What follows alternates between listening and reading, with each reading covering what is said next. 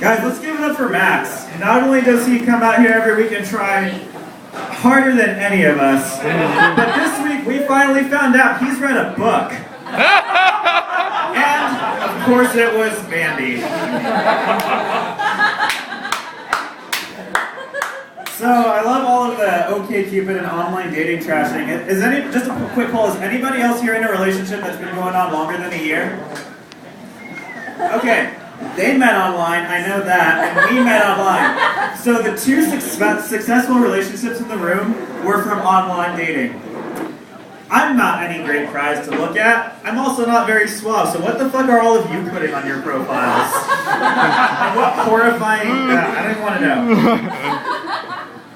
But I also like the commentary on what it's like at an open mic. I've had coworkers ask me what that's like before. They assume it's fun because it's a bunch of comedians. And I tell them, well, have you ever been in a room where 99% of the people in there have contemplated suicide? And she goes, that's what it's like? I said, no, that's what it is. What it's like is this weird animal mating ritual where all of the worst animals highlight their flaws in hopes of attracting a mate. I mean, we all have our flaws. Right now, for example, I just approached the level of chubby where it's now a debate whether or not I qualify as fat. Things like a food stain on my shirt are the deciding factor. I recently went and got a pizza for dinner, and they had the special 2 slices for $5, and the woman said, we actually cut the pizza twice, so you're going to get 4 slices. I said, you can't give me 4 slices of something.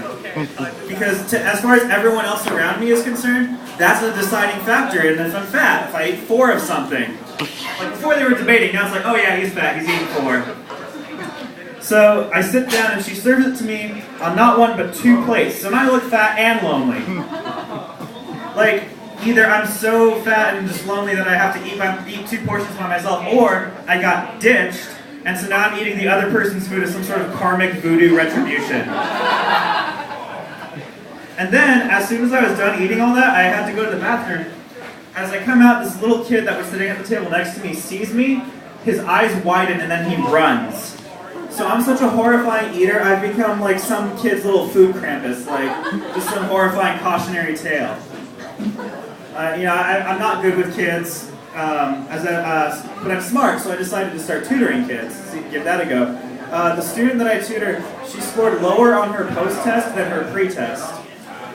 And I still think I'm smart, I just think I sabotaged her because I felt threatened by a 12-year-old.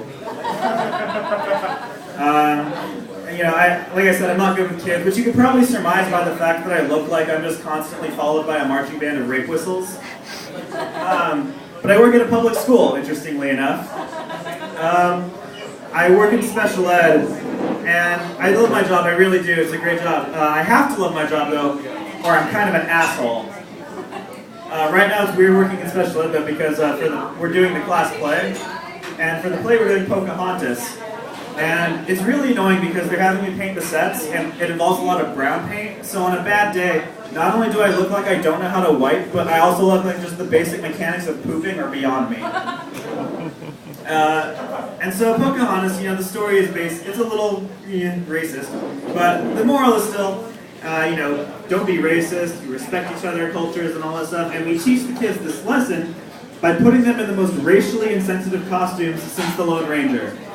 Like they're one coat of red face paint away from being a Washington football team logo. But, I know we're supposed to teach them, help integrate them into their society, but the method shouldn't be like, you can be racist just like everyone else. My whole school is like that, though. They're not like malicious and harmful racists, they're just like clueless racists. So, like, for example, last week we had this big empty gesture at our school called Diversity Day. And they ended the quote with, they ended the assembly with a Thomas Jefferson quote. A guy that owned slaves. Plural. He owned plural people. And then, also, just the assembly itself could not have been more patronizing and insulting to black people. Like, first of all, no black kids were interviewed for the assembly at all for the video. They interviewed a bunch of white kids saying they're grateful for Martin Luther King because they like black people. That was the most articulate response. The other one I heard was, well, we gotta respect black people because they're good workers.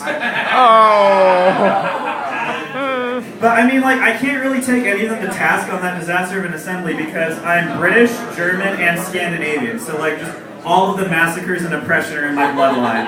Like, you name an atrocity, I'll name an ancestor. Good night.